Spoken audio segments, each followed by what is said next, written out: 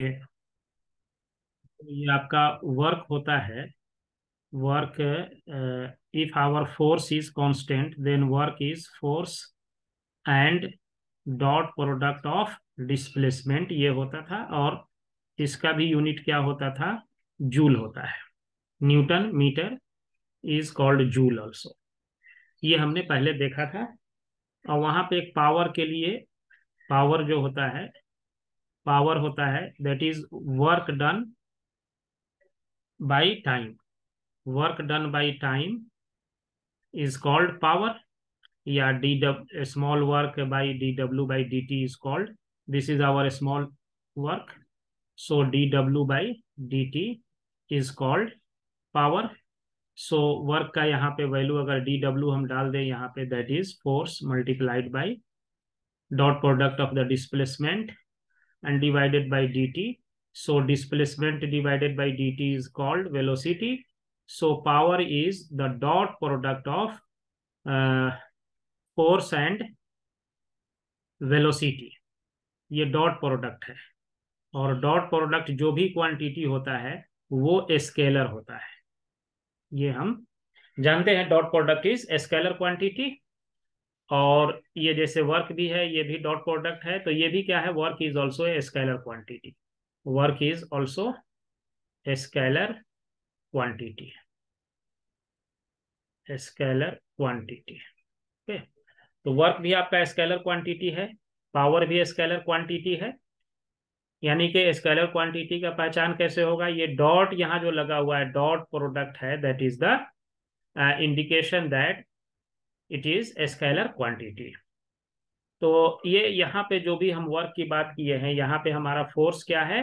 Constant है। ये ध्यान देने वाली बात है कि ये फोर्स निकालने के लिए हमने, वर्क निकालने के लिए क्या यूज किया है? कांस्टेंट फोर्स है ये हमारा। अब इसको ये जूल पर सेकेंड जो हमारा होगा, वर्क जो होगा, पावर जो है यहाँ पे, power is joule per second. ये देखो, power is, this is work in joule, this is time in second. So power unit will be joule per second. Work is measured in joule and time in second, and joule per second is called, this is also called watt. This is called watts. Joule per second is called watt. तो power का unit जो होता है वाट होता है। और एक और चीज है, 1 हॉर्स पावर होता है, HP, horse power, which is equal to 746 watts. इसका मतलब होता है, हॉर्स मीन्स घोड़ा, यानी कि एक हॉर्स जो है का जो कैपेसिटी है वर्क पावर देने की, वो 746 वाट के इक्वल टू है। तो इसीलिए बहुत सारे हम आप फैन भी देखेंगे तो उसका भी यूनिट जो है वाट में 60 वाट कहीं लिखा रहता है, कहीं बल्ब लिखा रहता है 60 वाट है, कहीं लिखा रहता है 1 एचपी का मोटर है, 1 हॉर्स पावर का मोटर है, कहीं लिखा रहता है 1.5 एचपी है। अगर 1.5 हॉर्स पावर है तो इसको वाट में कन्वर्ट करने के लिए 1.5 इंटू 746 ये वाट हो जाएगा, मल्टीप्लाई कर देंगे तो ये unit 1 horse power which is equal to 746 watt. ये आपको माइंड में रखना चाहिए और याद भी रहना चाहिए। ये बहुत स्टैंडर्ड यूनिट है हॉर्स पावर का। 1 हॉर्स पावर यानी एक हॉर्स की जो पावर है वो मेजर किया जाता है 746 वाट के इक्वल होता है ये। इसी तरह से ट्रेन है, ट्रेन का इंजन का भी कैपेसिटी हम हॉर्स पावर में मेजर करते हैं। कुछ कुछ गाड़ी है उसका भी पावर जो है हम लोग हॉर्स पावर में मेजर करते हैं। मोटर है जो घरों में जो लगाता है, जो पानी चढ़ाने के लिए यूज करते हैं, उसका भी हॉर्स पावर में रहता है। 1 एचपी है या 2 एचपी है, ये कितने एचपी का है, ये इससे हम पता करते हैं उसको वो कितना वाट हमारा एनर्जी जो है ये कंजम्पशन करता होगा 1 सेकेंड में। अब ये हमारा हुआ वाट का। वाट जो हुआ क्या हुआ? Work done by time is called watt. Work done by time is called watt. तो यहां से वर्क डन जो है, अगर कोई बहुत फास्ट वर्क करेगा तो उसको टाइम क्या लगेगा? कम लगेगा। तो टाइम अगर कम हो जाएगा तो पावर उसका क्या हो जाएगा? ज्यादा हो जाएगा। इट मीन्स कि वो ज्यादा एनर्जेटिक भी है। यहाँ सब चीज एक दूसरे से आपस में रिलेटेड है। वर्क क्या है कि अगर वर्क की बात किया जाए देन ये वर्क हमारा, वर्क बाई अगर हम टाइम करें तो वर्क क्या है? It is ability. वर्क क्या है? ये वर्क इज एनर्जी। ये भी क्या है? एनर्जी है। वर्क भी क्या है, एनर्जी है। अगर आपके पास ज्यादा एनर्जी है तो आप ज्यादा अच्छा वर्क करेंगे, और टाइम से डिवाइड कर देंगे तो एनर्जी बाई टाइम हो जाएगा और ये पावर हो जाएगा। यानी जिसका पावर ज्यादा है उसके पास एनर्जी ज्यादा होगी। जैसे कि कल मैंने एग्जाम्पल में आपको दिखाया था कि एक लेटा हुआ आदमी है और एक दौड़ता हुआ है, तो दौड़ते हुए के पास ज्यादा एनर्जी है, लेटे हुए के पास कम एनर्जी है। बॉल का एग्जाम्पल दिया था कि बॉल थ्रो कर रहे हैं तो ball has more energy than it is kept in a bucket. तो इस तरह से ये बास्केट में रखा हुआ बॉल है, उसके पास एनर्जी कम होती है, लेकिन उसको जब हम थ्रो कर देते हैं then it has more energy. तो आज हम बात करेंगे कि कैलकुलेशन ऑफ वर्क हम कैसे करते हैं इन जनरल वे। ये एक डेफिनेशन है, work is the dot product of force and displacement. ये बेसिक डेफिनेशन है, ये आपको इसी का यूज हम मैक्सिमम जगह करेंगे, या ये कहिए कि हर जगह इसी का यूज करेंगे। फोर्स एंड डिस्प्लेसमेंट का ये क्या है, डॉट प्रोडक्ट है। ये सारा डिस्प्लेसमेंट वगैरह हम लोग बहुत डिटेल में पढ़े हुए हैं ऑलरेडी, कि डिस्प्लेसमेंट क्या होता है, वेलोसिटी क्या होती है, इंस्टेंटेनियस वेलोसिटी क्या होती है, एक्सेलरेशन क्या होता है, एवरेज वेलोसिटी क्या होती है ना। ये सारी चीजें हम ऑलरेडी पढ़ चुके हैं। तो अभी जो हम पढ़ेंगे that is called calculation of work. So calculation of work को हम कैसे एक्सप्लेन करेंगे, ये देखिए। Calculation of work, how we can calculate the work. Work को कैसे हम कैलकुलेट कर सकते हैं। तो देखिए, वर्क को कैलकुलेट करने का जो बेसिक हमारा जो फॉर्मूला है, मान लो कि हमारा पहला कंडीशन है कि हमारा फोर्स इज कांस्टेंट। मान लो हमारा फोर्स क्या है, कांस्टेंट है। कांस्टेंट का मतलब क्या है कि ये फोर्स, अगर मान लो फोर्स जो है इसका मान लिया मैग्नीट्यूड, सपोज करो कि ये 10 न्यूटन का है, तो जैसे जैसे टाइम पास करता है इसका वैल्यू क्या है, 10 न्यूटन ही रहे, ये चेंज ना हो, then it is called constant force. ये फोर्स हमारा क्या है, कांस्टेंट होने के लिए शर्त है कि as time passes the magnitude of this force should not change. इसका मैग्नीट्यूड फोर्स का चेंज ना करे। अगर 10 है तो 10 ही रहे, 20 है तो 20 रहे, 30 है तो 30 रहे, doesn't change with the time, then we say that force is constant.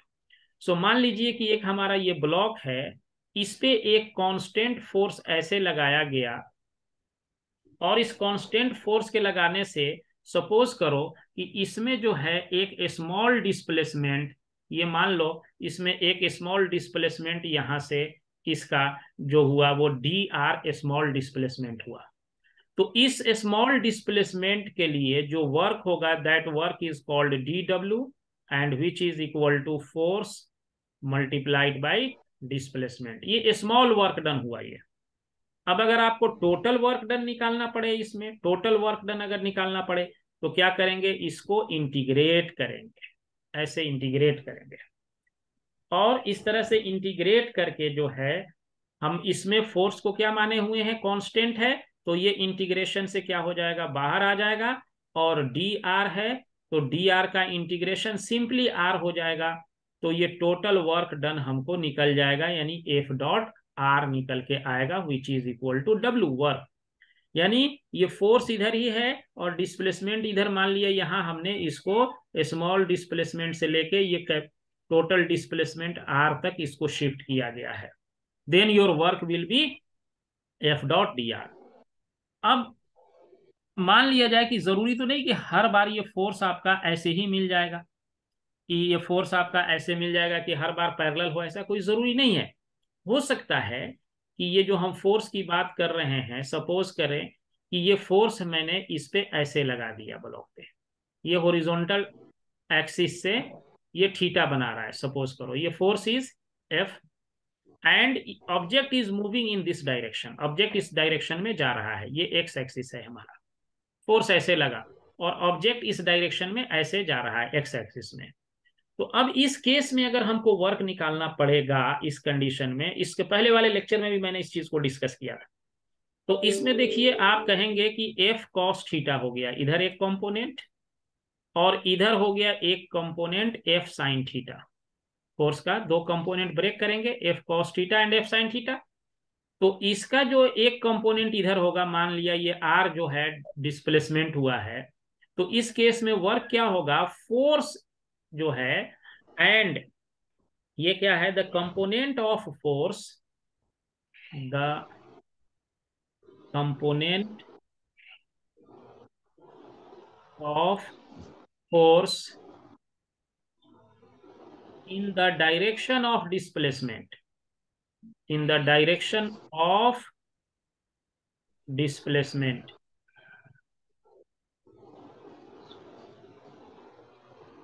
ये फोर्स का वो कंपोनेंट जो डिस्प्लेसमेंट के डायरेक्शन में हो, डिस्प्लेसमेंट इधर हो रहा है तो इसका कंपोनेंट किधर होना चाहिए, हमको इधर चाहिए, तो कौन सा कंपोनेंट है, एफ कॉस थीटा। तो वर्क डन हो जाएगा F cos theta into displacement, ये आर हो जाएगा डिस्प्लेसमेंट के डायरेक्शन में। इसी फोर्स को टेंजेंशियल फोर्स भी कहते हैं, और ये हमने आपको दिखाया था इससे पहले दिन कि वर्क का वही फोर्स जो इसके टेंजेंशियल डायरेक्शन में हो that produces the work only, ये हमने डिस्कशन किया था। जो नॉर्मल होगा ये फोर्स कोई भी वर्क नहीं करेगा, F sine theta no work, ये वर्क नहीं करेगा, इसके थ्रू कोई भी वर्क नहीं होगा। This F sine theta will not do any work on this movement. ये इधर जा रहा है, ये इसके 90 डिग्री पे ये फोर्स है, तो इस फोर्स के थ्रू कोई भी वर्क नहीं होगा, work will B only through F cos theta जो इस डायरेक्शन में जा रहा है। टेंजेंशियल डायरेक्शन है, इस पे हमारी बहुत इससे पहले वाले लेक्चर में हमने बात किया था कि tangential component will produce the work. अब देखिए इसमें वर्क के लिए हमारा क्या क्या नेसेसरी कंडीशन और होगा। ये फोर्स अभी हमारा क्या है, कांस्टेंट है। अब आइए इस डायग्राम पे, यहां जो है मान लो कि एक ऑब्जेक्ट है, ये एक ऑब्जेक्ट है जो क्या है कि किसी आपके एंगल, किसी प्लेन पे जो है ये इंक्लाइंड है, ये जो प्लेन है ये इंक्लाइंड प्लेन है, और यहाँ का एंगल क्या बन रहा है, थीटा बन रहा है। और थीटा एंगल पे यहां से एक ऑब्जेक्ट को ऐसे जो है फेंका जा रहा है, ऐसे इस तरह से होके इस पाथ से, ये कर्व पाथ जो दिख रहा है ये ऐसे होकर के यहाँ पे बी पे पहुंच रहा है, ए से बी पे आ रहा है यहाँ पे, यानी ए से बी पे आ रहा है। हम अभी 3-4 पाथ आपको दिखाएंगे। For the timing suppose it is going through this curve path and reaching at the point B from the point A. अब इस केस में ये मास ऐसे ऐसे ये डिफरेंट जगह पे ये दिखाया हुआ है कि ये mg कैसे एक्ट करेगा, ऐसे एक्ट करेगा, डाउनवर्ड एक्ट करेगा, ये कैसे एक्ट करेगा, ऐसे एक्ट करेगा, ये ऐसे एक्ट करेगा, यहाँ ऐसे, यहाँ पे आए, यहाँ पे भी ऐसे एक्ट करेगा। तो इस तरह से ये हमारा mg जो फोर्स है वो ग्रेविटी का फोर्स है, ये वो ऑलवेज जो है टुवर्ड द ग्रेविटी एक्ट करता है ये फोर्स। तो अब इस केस में अगर कहे कि वर्क डन निकालो, तो देखो देख के भी हम एक चीज यहां बता सकते हैं कि ये जो फोर्स है ये फोर्स कैसे एक्ट कर रहा है, ऐसे डाउनवर्ड इस तरह से एक्ट कर रहा है। यहां भी ये फोर्स कैसे एक्ट कर रहा है, ग्रेविटी का फोर्स है, बिल्कुल ऐसे एक्ट करेगा, हर जगह ऐसे एक्ट कर रहा है।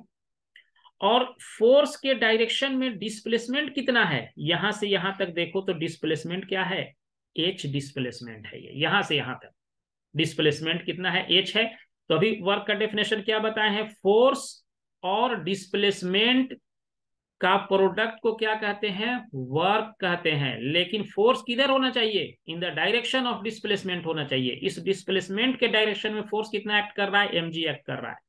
तो हम कह सकते हैं कि इस केस में जो हमारा वर्क डन है, वर्क डन बाई ग्रेविटी, ये ग्रेविटी के थ्रू बात होगी हमारी, वर्क डन बाई ग्रेविटी। तो ग्रेविटी ने फोर्स कितना लगाया, mg, और ये डिस्प्लेसमेंट कितना चला, डिस्प्लेसमेंट इनिशियल और फाइनल पॉइंट को मिलाने वाला जो स्ट्रेट लाइन होता है उसी को डिस्प्लेसमेंट कहते हैं, इनिशियल पॉइंट और फाइनल पॉइंट। ये ऐसे भले घूम के आया हो, ऐसे यहां पहुंचा हो, तो ये पोजीशन बी और यहां वाला पोजीशन देखो, दोनों क्या है, एक ही पोजीशन है, एक ही एक्सिस पे है ये। तो यहां से यहां तक वर्टिकल हाइट में इसका कितना चेंज हुआ, यहां से यहां तक वर्टिकल हाइट में एच चेंज हुआ है, और वर्टिकल डायरेक्शन में फोर्स कितना लग रहा है, mg लग रहा है। तो work done by the gravity जो हो जाएगा, फोर्स भी इधर, डिस्प्लेसमेंट भी इधर, then work done by the gravity will be force into displacement, यानी mg इंटू एच हो जाएगा। अब इसको कोई कहता कि नहीं मुझे ऐसे नहीं, मुझे जो है दूसरा पाथ लिया किसी ने, सपोज करो यहां से कि एक जो है इस तरीके से ऐसे घूमते फिरते जो है इस तरीके से पाथ लेके फिर यहां पहुंचा। अब कहता कि इस पाथ पे बताओ, ये वाला पाथ नंबर मान लो, सपोज करो कि दिस इज पाथ नंबर 2। पूछता पाथ 2 के थ्रू कितना वर्क किया जाए, वर्क करेगा ग्रेविटी। पाथ 2 के थ्रू पे अगर हम किसी ऑब्जेक्ट को मूव करेंगे ऐसे, तो what will be the work done by the gravity. तो इस केस में भी work done by the gravity इतना ही होगा, क्योंकि इसका इनिशियल और फाइनल पॉइंट क्या है, सेम है। वर्क जो है सिर्फ इनिशियल और फाइनल पॉइंट पे डिपेंड करता है, पाथ पे डिपेंड नहीं करता है। यहां जो भी हम वर्क देख रहे हैं वो क्या है, डिस्प्लेसमेंट है। और डिस्प्लेसमेंट का क्या मतलब होता है, इनिशियल और फाइनल पॉइंट को मिलाने वाले स्ट्रेट लाइन को ही तो डिस्प्लेसमेंट कहते हैं। ये मान लो कोई ऐसे घूमते फिरते यहां से होके यहां आया, एक आदमी ऐसे चला, दूसरे ने ऐसे चला, ये देखो ऐसे चला। तीसरा जो है ऐसे घूम के यहां पहुंचा, ये ए है, ये हमारा बी है। और एक ने क्या किया, जो सबसे शॉर्टेस्ट रूट लिया, ये वाला, तो यही इसका डिस्प्लेसमेंट कहलाएगा। पाथ वर्क, पाथ चाहे कैसे भी चले, डिस्प्लेसमेंट क्या होता है, इनिशियल और फाइनल पॉइंट को मिलाने वाला स्ट्रेट लाइन ही कहा जाता है डिस्प्लेसमेंट। तो इसके चाहे पाथ ये चलो, चाहे ये चलो, चाहे ये चलो, चाहे ये चलो, सारे के केस में वर्क क्या होगा बताओ, in all the path what will be the value of work, it will same और नॉट सेम। ये सेम होगा या नहीं होगा, सेम और नॉट सेम। ये मैंने आपको 4 पाथ दिया, 1 2 3 4। इन ऑल पाथ अगर एक फोर्स लग रहा है, यहां भी एफ लग रहा है मान लो, वहीं यहां भी सेम फोर्स एफ ही लग रहा है, वही फोर्स यहां लगा रहे हैं एफ, सेम फोर्स एफ यहां लग रहा है, तो work done in all these path will be same और नॉट। हाँ इरफान और मैमा बोलो।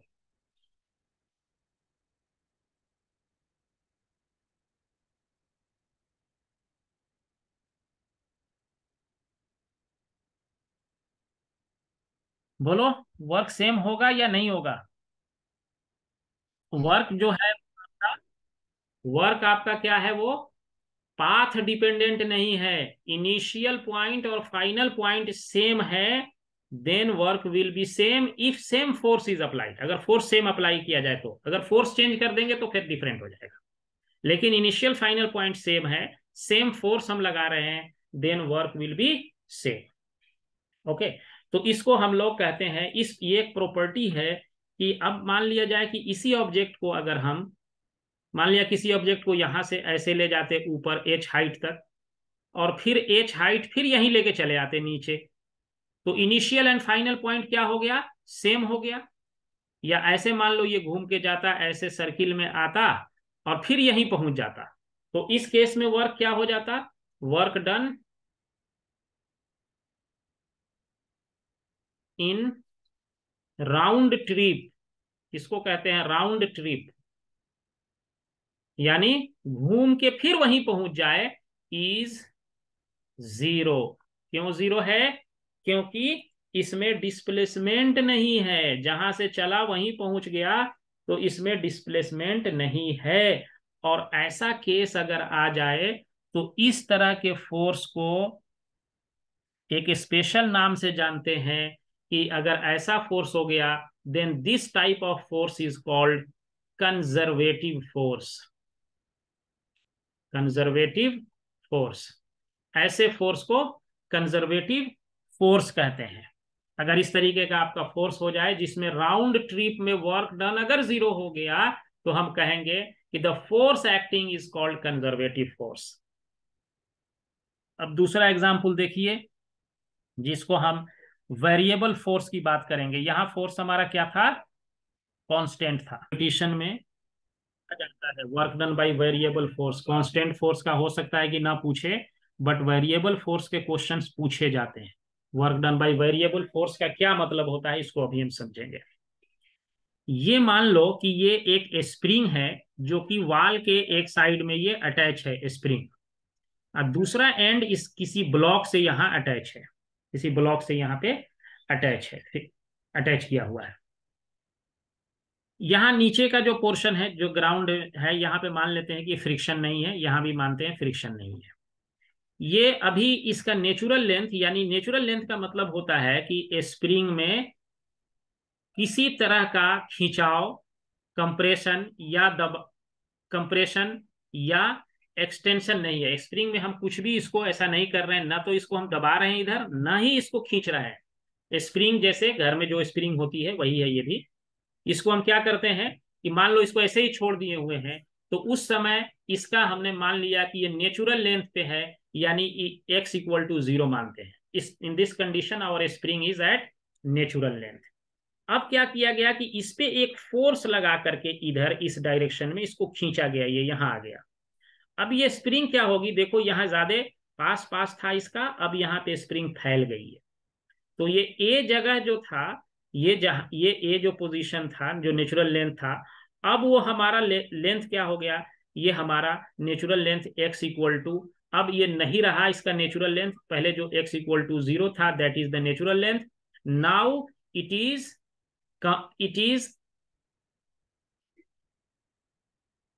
elongated elongated by x equal to x1। किसी distance x equal to x1 पे ये इसको खींच दिया गया, यहाँ पे x इक्वल टू x1 पे इसका एलोंगेशन कर दिया गया। आगे क्या किया गया कि जब इसको हम खींच रहे हैं ऐसे, स्प्रिंग की प्रॉपर्टी होती है क्या कि जब हम इसको इधर खींचेंगे स्प्रिंग को इस डायरेक्शन में, ये स्प्रिंग है मान लिया ऐसे है, और इसको हम फोर्स लगा के इधर खींच रहे हैं स्प्रिंग को, तो ये स्प्रिंग इधर फोर्स लगाएगी इस डायरेक्शन में, हमारे अपोजिट, जिधर हम फोर्स लगाएंगे उसके अपोजिट डायरेक्शन में स्प्रिंग फोर्स लगाएगी। दूसरा कंडीशन है, ये मान लो इस पे हमने स्प्रिंग को ऐसे दबाना शुरू किया, ऐसे फोर्स हमने लगाया स्प्रिंग पे, मेरे हाथ के थ्रू ये फोर्स लगा, तो अब ये स्प्रिंग हमारे ऊपर इस डायरेक्शन में फोर्स लगाएगी। मैंने इस पे इधर लगाया, तो उसने जो है उसके अपोजिट डायरेक्शन में फोर्स लगाना शुरू कर दिया। ये हमेशा ये टेंडेंसी होती है स्प्रिंग की कि जो फोर्स हम लगाएंगे उसके अपोजिट डायरेक्शन में ये फोर्स लगाएगा। That is why this force is also called restoring force. Restoring force क्यों रीस्टोरिंग कहेंगे, क्योंकि हमने जो फोर्स इधर लगाया तो स्प्रिंग ने अपोज किया इधर फोर्स लगा के। क्यों अपोज किया, क्योंकि हम चाह रहे हैं कि इसको दबा दें, लेकिन स्प्रिंग चाह रहा है कि हम दबे नहीं, तो इसलिए इसको अपने नेचुरल लेंथ की तरफ आने के लिए इधर फोर्स लगा रही है spring. That is why it is called restoring force, मतलब अपने नेचुरल लेंथ की तरफ ये आना चाहेगा। यहां जब हमने एलोंगेशन किया तो स्प्रिंग क्या चाह रही है कि अंदर की तरफ चला जाए, यानी कंप्रेशन करे इसको लेकर के। तो इस कंडीशन में ये जो फोर्स जो होता है that force is minus k into x होता है। माइनस इसलिए हुआ, और k is called a spring constant. K is called a spring constant. K is called a spring constant. अब अगर आपका एक्स का वैल्यू, जैसे स्प्रिंग कांस्टेंट जो है ये भी दिखाता है, के जो है ये दिखाता है stiffness, stiffness of the spring, यानी स्प्रिंग कितना सख्त है स्टीफनेस बताता है। अगर के का वैल्यू ज्यादा है इसका मतलब है कि इसको फैलाने के लिए मुझे ज्यादा फोर्स लगाना पड़ेगा। अगर के का वैल्यू कम है तो मुझे इसको खींचने के लिए ज्यादा फोर्स लगाने की जरूरत नहीं है। ये इसका मीनिंग होता है। अब देखिए इसमें ये हमेशा, अब अगर एक्स का वैल्यू ज्यादा होगा, ये मान लो, तो फोर्स भी ज्यादा होगा। अगर ज्यादा खींचाव लगाएंगे स्प्रिंग पे, ज्यादा खींचेंगे, तो इस फोर्स का वैल्यू क्या होगा, ज्यादा हो जाएगा। ज्यादा एक्स का वैल्यू अगर एक्स मोर हो जाएगा तो ये फोर्स भी क्या हो जाएगा, ये भी ज्यादा आपको लगाना पड़ेगा। ये स्टीफनेस के से निकलता है, यानी कि इसमें फोर्स क्या है, वेरिएबल हो गया। के तो कांस्टेंट रहा लेकिन फोर्स वेरिएबल है। अब देखो कांस्टेंट और वेरिएबल का यहाँ क्या कंसेप्ट है। जैसे ये मैंने कहा कि K equal to F by X, ये अभी मैग्नीट्यूड, हम एक्स मान लो, अभी साइन हम हटा देते हैं, मान लो मैग्नीट्यूड की सिर्फ बात करते हैं।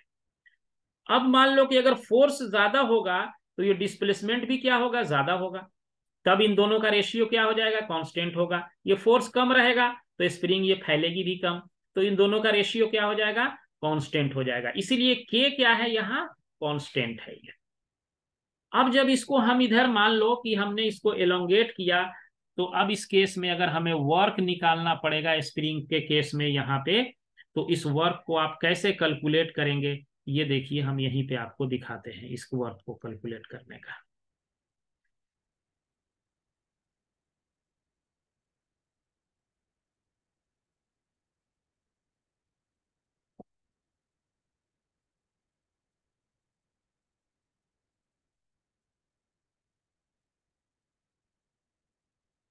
देन अब इसमें वर्क डन का अभी जो डिफिनेशन लिखे बस वही लिख देना है।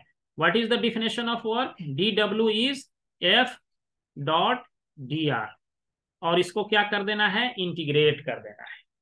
ये इंटीग्रेशन हो गया, तो W will be equal to F dot D R. अब यहां देखिए ये एफ कांस्टेंट नहीं है, एफ यहाँ पे कांस्टेंट नहीं है। अब डी आर के जगह पे हम डी एक्स भी लिख सकते हैं, एफ डॉट डी एक्स। अब मान लो कि x का वैल्यू यहाँ पे हमने कहां से चेंज किया, जीरो से लेकर के x1 तक लाए हैं। x मान लो यहाँ पे जीरो था, कहां पे गया, x1 पे। तो initial limit zero, final limit x1, और फोर्स यहाँ क्या है, कांस्टेंट नहीं है। ये ध्यान देना बाबू, ये जो है आपका फोर्स क्या है, माइनस के एक्स है, डालेंगे इंटू डी एक्स कर देंगे, और साइन ऑफ इंटीग्रेशन, और ये हमारा x1 हो जाएगा। इस तरह से इसको जो है हम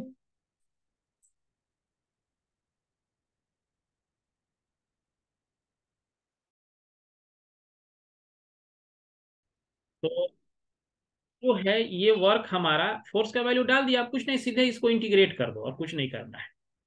तो ये जब इंटीग्रेट करेंगे, डब्लू माइनस के, और एक्स डी एक्स का इंटीग्रेशन क्या हो जाएगा, एक्स स्क्वायर बाई टू, और इसमें लिमिट पुट कर दो जीरो से लेकर के x1 तक।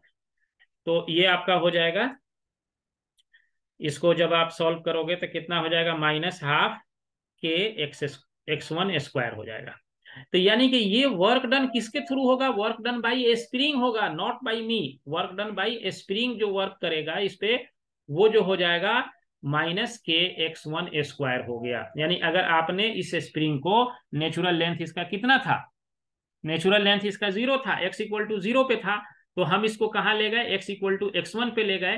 तो work done by the spring जो है हाफ के x1 स्क्वायर, ये वर्क डन निकल के हमारा आया। अब इसी केस में मान लो कि ये स्प्रिंग अभी यहाँ पे हम x1 पे रखते और इसको और आगे ले जाते, किसी डिस्टेंस x2 पे ले जाते, सपोज करो अगर हमारे पास ऐसा वर्क करना होता कि हमारे पास ऐसा रहता है स्प्रिंग का कंडीशन कि x इनिशियल रहता है x1 पे रहता, मतलब एक स्प्रिंग को हम खींचे हुए हैं पहले ही से कहीं पे, ये एलोंगेट किया हुआ है x इक्वल टू x1 पे, अब फिर इसको और फैला करके हम ले जा रहे हैं x इक्वल टू x2 पे ले जा रहे हैं इसको, इसी स्प्रिंग को। तो इस कंडीशन में जब हम वर्क डन करेंगे तो फोर्स तो वही हमारा सेम रहेगा, माइनस के एक्स और डी एक्स रहेगा, बट यहाँ पे लिमिट x1 से x2 चेंज हो जाएगा। पहले के केस में x1 के जगह पे हमारा जीरो था, और अब x1 से लेके x2 तक इंटीग्रेट करेंगे। अब इस लिमिट को माइनस के तो बाहर निकाल लो इंटीग्रेशन से, और इंटीग्रेशन x dx का क्या हो जाएगा, ये हो गया x1, और ये हमारा हो गया x2। अब इसको क्या करिए, आप इस लिमिट को पुट करिए, तो ये आएगा आपका, क्या आ जाएगा, W will be equal to minus K, और ये इंटीग्रेशन पुट करेंगे तो x2 square by two minus x1 square by two. ये इंटीग्रेशन का नियम होता है, रूल होता है। अब इसमें माइनस के से इसमें मल्टीप्लाई कर देंगे तो 1/2, ये माइनस मिलके प्लस हो जाएगा, तो के x1 स्क्वायर, और ये माइनस रहेगा, -1/2 के x2 स्क्वायर। तो इस केस में वर्क डन हमारा ये हो गया। तो ये हमारा जनरलाइज केस हुआ कि वर्क डन को निकालने का। इस रिलेशन तक आप लोग याद रखेंगे, इसके नेक्स्ट डे हम इससे आगे जो है फिर डिस्कशन करेंगे आपसे। तो ये वाला आपका निकल के आया, work done equal to half. ये बहुत स्टैंडर्ड रिलेशन है, इसी से अब हम सारे वर्क की बात करेंगे। अगर यहाँ मान लो x1 0 हो जाता तो ये वाला खत्म हो जाता, यहाँ पे खाली माइनस रहता। अगर ये 0 हो जाता तो ये वाला आएगा। दोनों इक्वल हो गया अगर x1 x2, तो W का वैल्यू क्या हो जाएगा, 0 हो जाएगा। तो ये हमारा स्टैंडर्ड कंडीशन है, जिसको जो है हम लोग यूज करते हैं वर्क